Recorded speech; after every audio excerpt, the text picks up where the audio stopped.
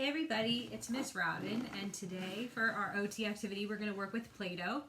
So I have some Play-Doh here. If you don't have it at home, I'm also going to send you guys a recipe to make your own with some household ingredients. So I have my Play-Doh here. I just have a basic cookie sheet. I'm going to start out doing like a basic Play-Doh routine, which is really good for you to do with your kids. So the first thing I'm going to do is have both my hands and I'm going to roll it into a ball. So if you have your kids with you, if you guys can roll it into a big ball using two hands, roll it. I'm not going to use the surface to roll it. I'm going to roll it in between my two hands in a big ball. And then once you have your ball, you're going to put it on your sheet and you're going to push it flat. So use the palm of your hand and you're going to push, push. You can use both hands to get both of your hands involved. This is really good for strengthening. So you're going to push that Play-Doh and make it flat like a pancake. So I have my pancake now. Once you have your pancake, you're going to roll it into a snake. So you can squeeze it and then roll it into a long snake. You can either do your snake on the table and roll it really long. Make sure you use both hands. You can either do it one at a time or you can do two hands together. And then once you have your snake, you can also pick up your snake and roll it in between your hands.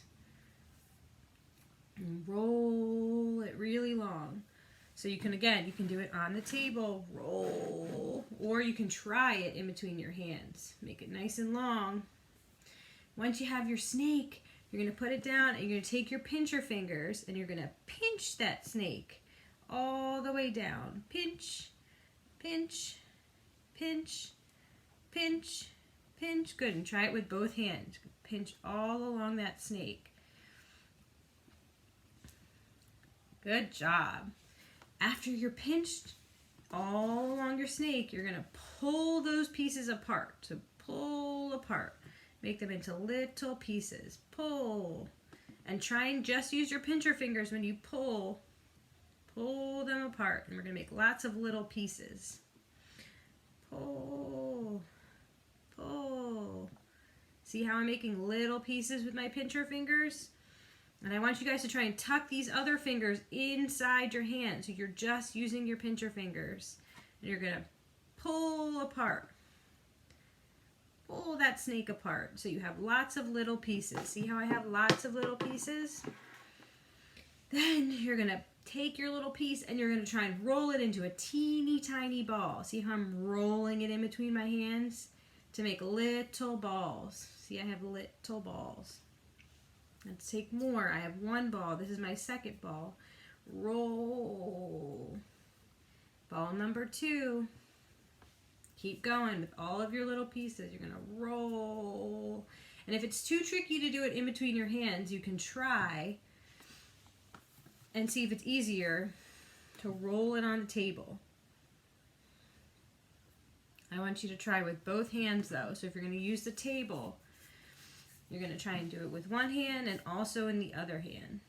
And parents, if it's too tricky to get them to roll it, you can start forming the ball first for them so it's easier. And then once it's in the shape of a ball, then have them practice rolling it. So really they're just rolling the already rolled ball in their hand just to get that movement in there.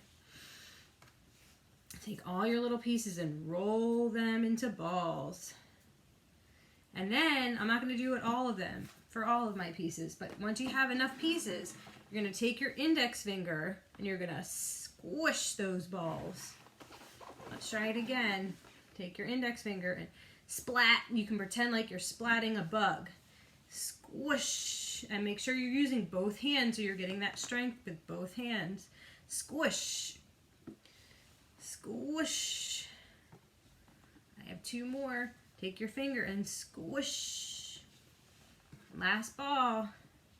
You're going to take it and squish it. And that is the Play-Doh routine. Some other things that you guys can do with Play-Doh. If you want, you can have your kids roll it into a ball and then flatten it out a little bit and pretend like it's a birthday cake. I have some cut straws. You can use anything. You can use real birthday candles. You can use cut straws, popsicle sticks, and have them push them into the Play-Doh and pretend that they're candles. So however old they are, if they're 3, if they're 4, you can put however many candles you want in your birthday cake. And then you can sing happy birthday, you can pretend to blow them out. So here's my birthday cake with some candles in it. Some other things you can do with Play-Doh. I have some smaller Legos. You can hide some toys in there. So I just have these really small Legos. I can hide them in there, and then when they find them, they can build a tower. I also have some animal beads, but you could use any kind of beads. As long as they're not too small for your kids. You can hide the beads in the Play-Doh, and then they can pull them apart and find them, and then maybe string them on a pipe cleaner or a string.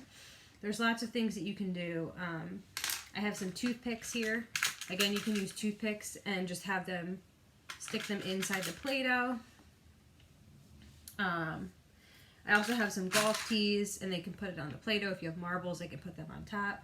So there's lots of different things you guys can do with Play-Doh, and it's really good for hand strengthening. I would try and take them through this Play-Doh routine that I just showed you, and I will also email you a copy so you guys have that to reference when you're working on it. I'll also send you, I have some Play-Doh mats. So this one has grapes, and they have to take a little piece of Play-Doh when they roll it into a ball like we did before, and they can put it on their Play-Doh mat and make different foods. The other one I have, just as an example, is apples. So again, they're going to have to take that Play-Doh and really squish it with their hand to make that apple on their Play-Doh mat. I don't know if you guys can see it from here. So they're really going to squish it and make those apples. Some of the other examples are hot dogs. They have to roll it and make their hot dog.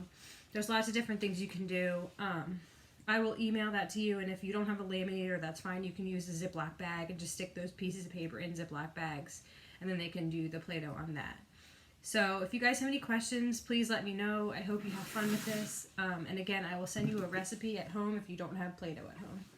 I hope everyone has a good day. Bye.